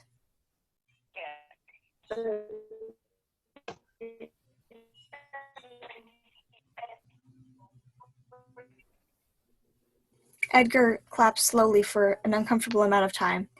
Anne and Charlotte begin clapping towards the end.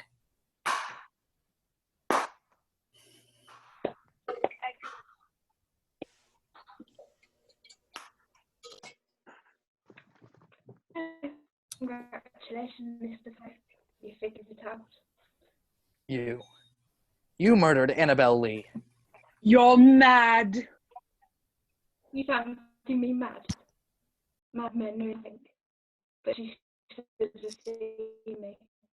You should have seen how wisely I proceeded, with what caution, with what foresight, with what dissimulation I went to work.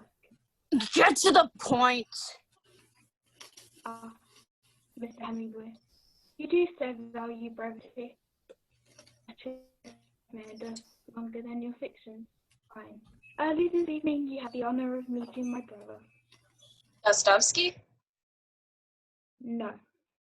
H.G. Wells? No, not H.G. Wells. My brother was in ghost form. He was a ghost. Dostoevsky. No. Good God. Guy Devere. Oh. The erstwhile fiance of this Lenore. Edward?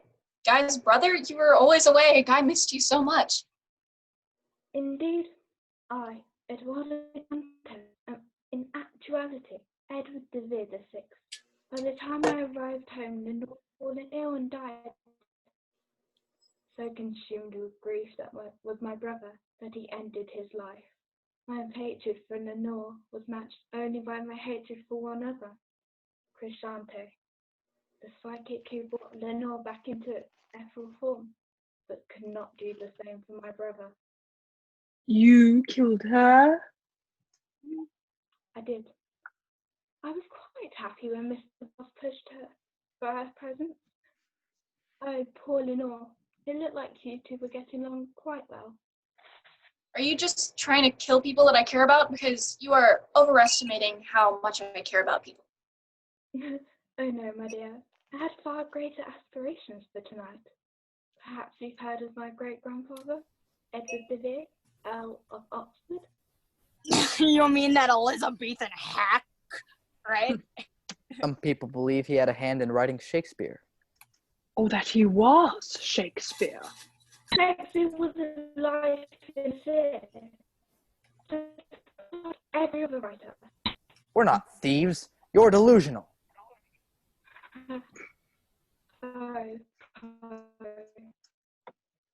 Edwin Allan Poe. It's Edgar. Earlier, when I was talking about being mad, you wrote that down. What? No, I didn't. You did. Going to use it later in another tale of woe. That's ridiculous. This whole plan is ridiculous. There are countless other ways you could have exacted your revenge for some made-up conspiracy. What better revenge for my ancestors than to gather a group of the wild creatures orphans and murder them, just like you should have done to William Shakespeare. Yeah, but why us? We didn't steal your grandpa's dumb plays. I had other reason. I could eliminate Mary Shelley and take undue credit for Frankenstein. Much the same way that Stratfordian hack took credit for my ancestor. I could send a message by Mr. Hemingway that my debts are paid. I could dismiss Ellie Dickinson and her constant braying about noise pollution. Jesus Christ, does that woman ever stop talking? And Mr. Wilde, it would not do for the rumours of our drunken dalliance to spread. You were drunk.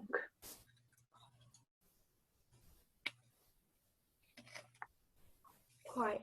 But what Stonewall said when I began courting Annabel Lee, knowing of her connection to Lenore and the power of persuasion she could have over Mr. Poe.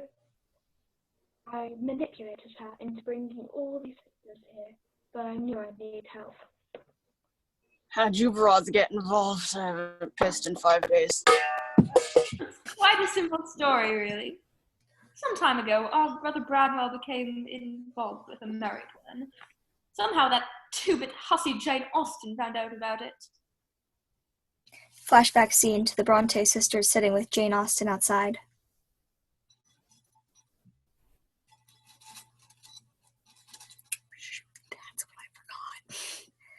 Well, I can't sit idly by while your brother has an affair with my reverend's wife.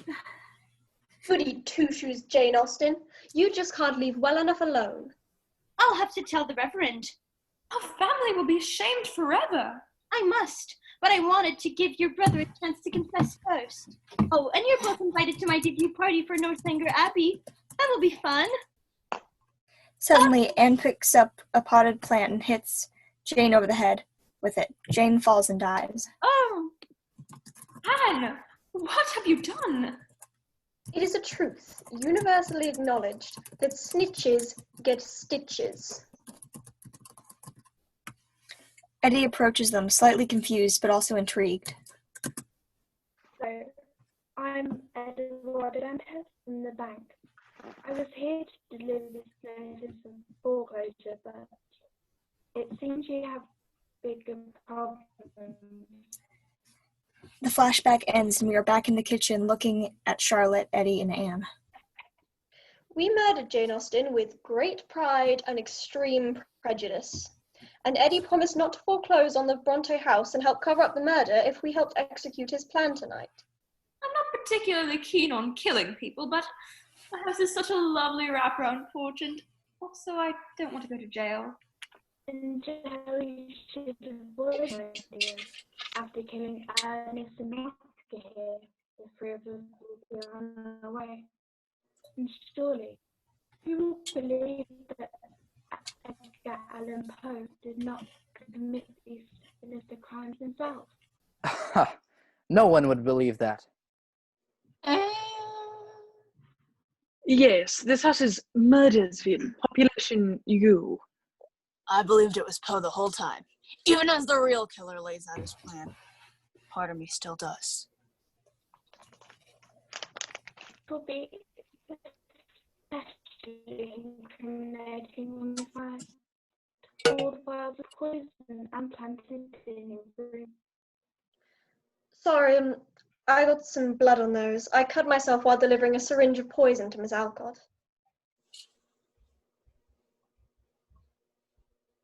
Ah, yes. After arriving late, I spoke to my own death as Anne turned off the light. You then waited by the door as Lieutenant Alcott expertly spurred into action. By Charlotte ran out and then stuck her with the needle of the testing cyanide. As she was checked on the body, Charlotte left a note on the table. Took H.G. Wells' concoction of the kitchen and put it on the other side of the kitchen door.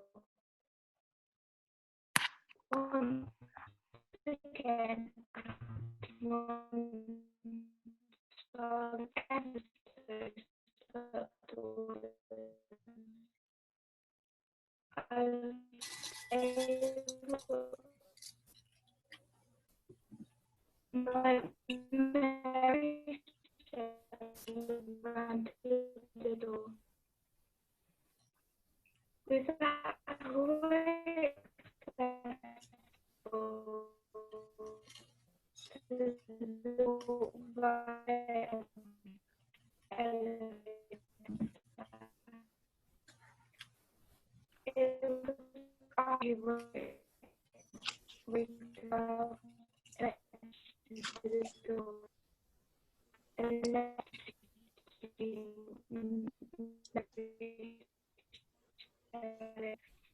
I'm giving the way for my own little celebrity. Then really, the decision to split up. Seeing as I was with Dostoevsky, it seemed none of you would believe I was stupid enough to kill him. But I did. Oh, sweetie, I always thought you were stupid. I waited Oscar in the bathroom and then accidentally killed George Eliot. They look the same from behind.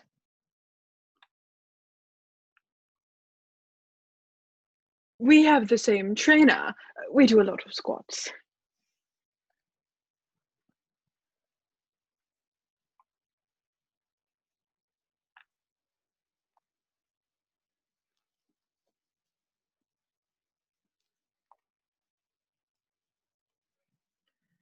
You know, I also do a lot of push-ups. Then brilliantly, you all made the decision to sit up.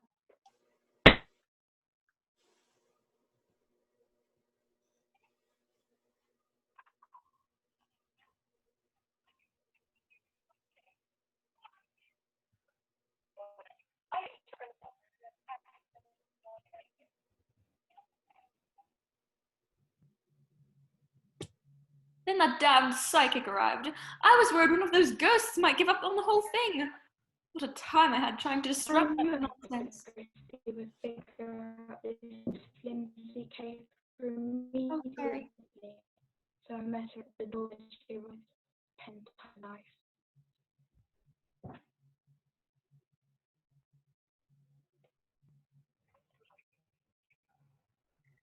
Then that damned psychic arrived. I was worried one of the ghosts might give up the whole thing. What a time I had trying to disrupt that nonsense.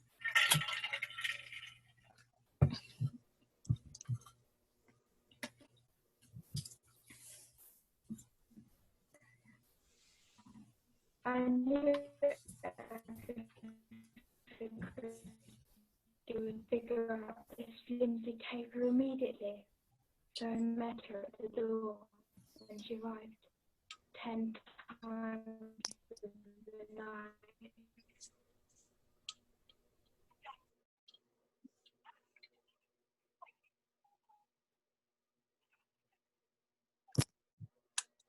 Indeed, when Christian met her brother, I knew she was starting to get she had to go. I cleaned up his mess by doing away with that Dickinson chatterbox.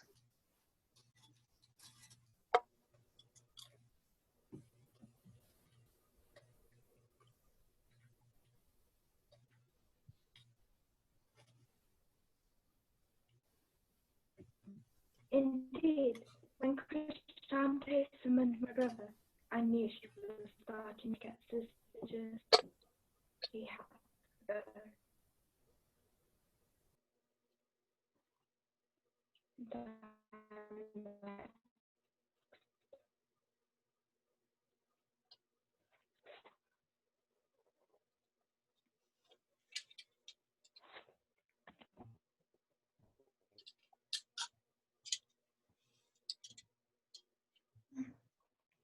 I think I just aged another ghost year.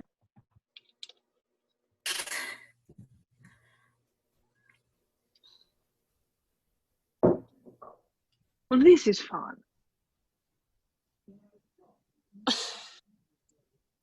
Just continue.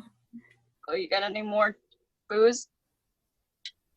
I think you drank it all, Self. She was reflecting on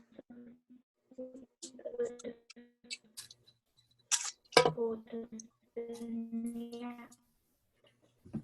I still didn't finish it.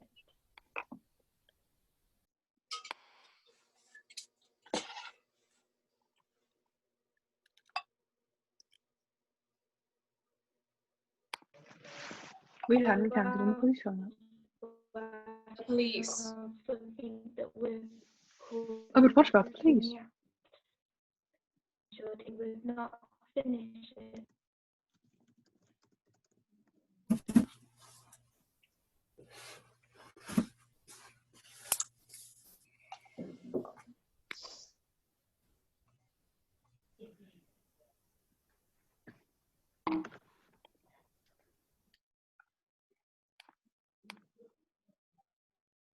I think Eddie drank all the wine.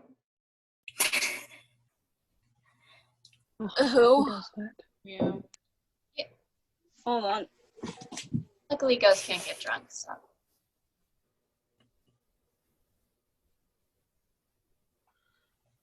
I'm back. Oh, way to go. Terribly rude. What about the Trying to explain police? our evil plan. Did you count on the police showing up? I hadn't counted on the police showing up. I urged you to serve the wine I'd poisoned earlier. And so he would finish it. That makes sense.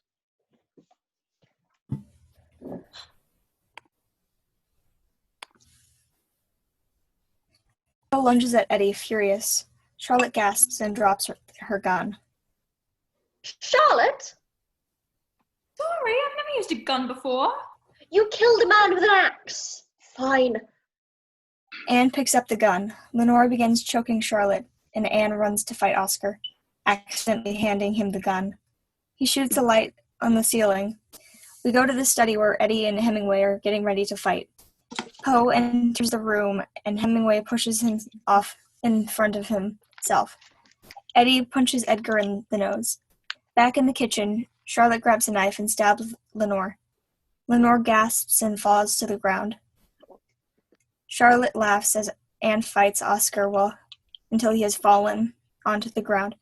Back in the study, Eddie breaks a glass over Hemingway's head, causing him to collapse. Back in the kitchen, Anne walks over to Charlotte. There you go. I prefer sharp objects. No recoil. Dornan had that I was the one who brought everyone his knife. When she Guys? figured out that it wasn't enough that could. Okay, well, I'm already dead, so. Oscar comes up behind the Bronte sisters and electrocutes them using the microwave that Wells had brought. He looks around to find the gun. In hindsight, I really should have just used this gun. Your popcorn is ready. Back in the study, Poe kicks Eddie to the ground. The voices of the cops fill his mind.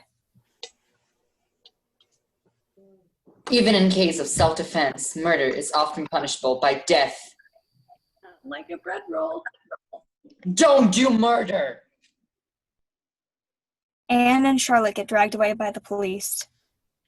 We would have gotten away with it all if it weren't for that horrible Annabella Lee. I blame this whole thing on Jane Austen. You guys really should have had a bit more sense and/or sensibility. Oscar and Lenore laugh in enjoyment and high-five despite barely living through the night where 78% of the people who had walked into that house would never walk out. The Brontes are still being dragged out. Perhaps the judge will go easy on you with a little persuasion. This is rock bottom. Don't you know who I am? We go to Edgar and Ernest, who are getting interrogated by the police. I was knocked out in the kerfuffle with that Eddie chap. When I came to, Poe said he had escaped. Mr. Poe, your statement? Well, yes. Eddie and the Brontes confessed to murdering everyone. Eddie bashed my dear friend Ernest Hemingway over the head. I let him. I tried to stop him from escaping, but he said, I'll run away to a different country, as he ran away. Forever, probably. Odd fellow. I am deeply saddened that he murdered my... Lenore pops up behind the police officer interrogating Edgar. Friends. Friends is the word you're looking for. That's quite a lot of blood.